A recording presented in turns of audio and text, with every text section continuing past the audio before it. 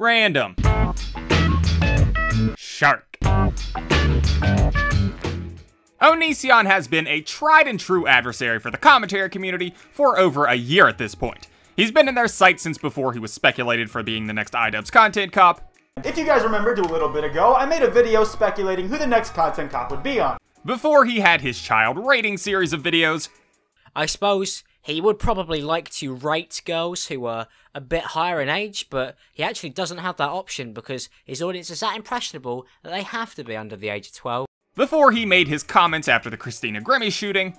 Onision starts fucking criticizing Christina Grimmie's mostly underage fans, just making simple videos and tweets. Even before his odd breakup with his ex-wife. No wonder she went all batshit crazy and suicidal on you. Oh right, he filmed that too, against her wishes, and uploaded it. He was being criticized by people like Mr. Repsion all the way back in 2012. And yet here we are in 2018, and somehow there is still the desire to discredit this guy. Even though at this point, his multiple channels, each with well over 1 million subscribers, struggle to crack a view count of 30,000 per video. So why the obsession? Why are even newcomers like Quite, who's recently been blowing up, still discussing this guy whose channels are, for all intents and purposes, pretty much dead? It's even gotten to the point where videos on him from channels like Quite, who have a fraction of his subscribership no less, regularly get views upwards of 2 to 3 times that of Onision's latest videos. And for some of that, you can perhaps also credit iDubbbz for bringing in those views, but here's an actual video of Onision's with iDubbbz in the title, and it got 1/9 the viewership of a video from Quite discussing events from said video. And the last person Onision featured was yours truly. And given this long-standing obsession that people seem to have for this guy, it brings, to my mind, 3 questions. Those questions being, why are audiences still interested in Onision's antics? Why do commentators still feel the need to hit him every time he steps out of line, considering his reputation is below dirt for most people at this point? And why does Onision keep putting himself in these high criticism predicaments? And let's start with the first question. Why are audiences still interested in Onision's antics? And this one is a bit tough for me to answer, considering I'm not one of the people who's clicking on the newest video discussing Onision. But obviously, it is still a booming genre without me. So what is it that's still driving people to check out what Onision's been up to when they aren't even interested enough in him to watch his own videos? And the only thing that I can really come up with is name recognition or the absurdity of his actions.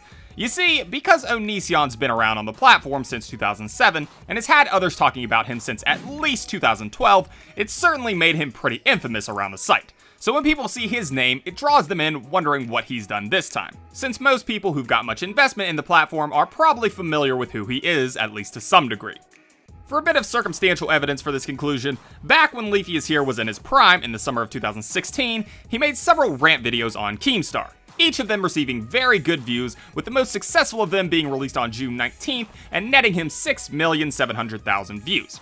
And in that same month, on June the 26th, he released a video on Onision, and that video has since outperformed even his most popular video on his arch-nemesis Keemstar, netting Leafy 7,100,000 views, standing as his second most popular video on his channel.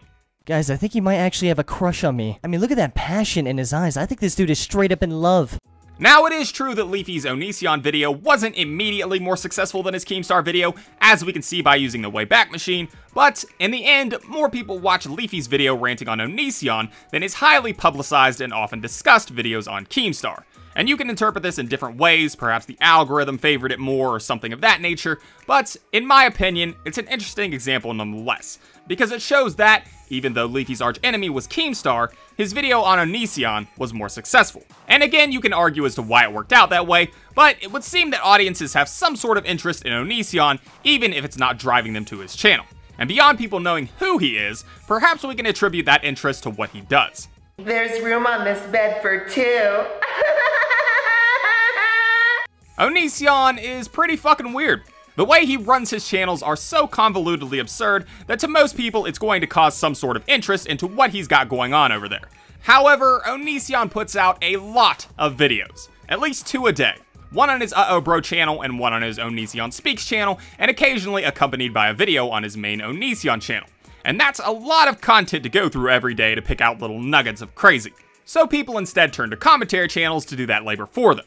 I liken it to something like SportsCenter, I guess. There's a lot of basketball games during the season, and you're probably going to have a tough time, if not an impossible time, watching them all. So SportsCenter will pick out some of the highlights from those games and show you the most interesting bits. Think about it, his ass go upstairs, baby. I think that's what SportsCenter does. I haven't watched it in about 3 years, but regardless, commentary channels can fill that role for Onision, picking out and showcasing the most crazy things that he does to their audiences. Which leads us into the second question. Why do commentators still feel the need to hit him every time he steps out of line?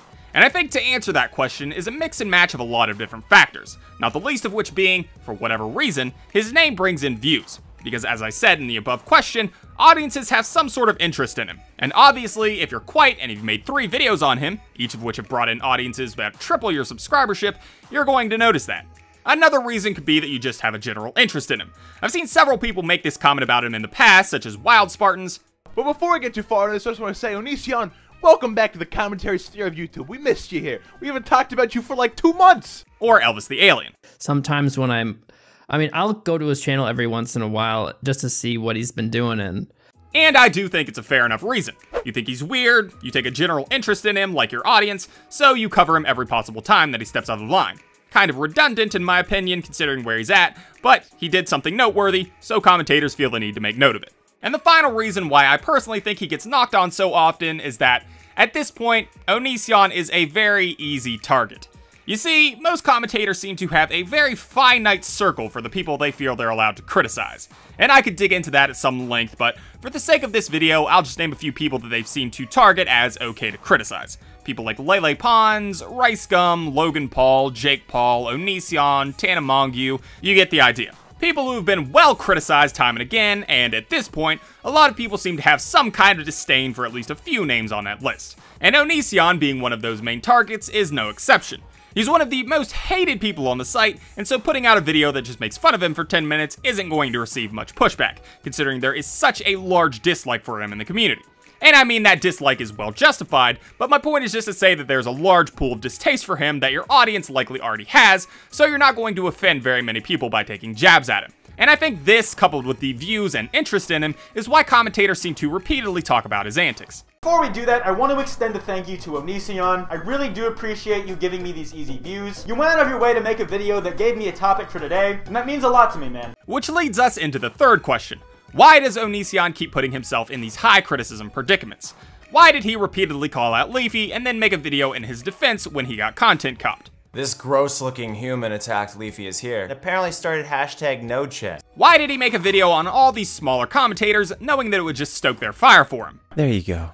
All of my 20 channels are mega dead, so the content cop's not gonna happen. The obvious answer would be that he's vying for some kind of attention, even if it's negative, to try and revitalize his channels. And that seems to be the consensus from most other commentators. In conclusion, Onision is just desperate for attention, desperate for views, desperate for everything on this website at this point. Now, is that the truth? Who knows? Onision is a complicated guy. Perhaps he sees his channels slowly collapsing around him, and so he's reaching out for something to spark them again. Perhaps he's been on YouTube so long that no criticism or backlash is going to have any impact on him, and so he just ignores and mocks them. Or perhaps he just has such an incredible ego and sees his actions as completely just, and therefore anyone who criticizes them as morons. Only Onision himself could tell you that. But from what I've seen of him, I don't think that he looks at criticism seriously enough to even bother. Anyways, that's the video, guys. Like it, don't like it, let me know. I made this video because I think the fact that people still feel the need to discredit Onision at this point is interesting. As I said, he's one of the most disliked people on the platform, and he's certainly earned it through some of the things that he said and did. Shark pride for life, bruh.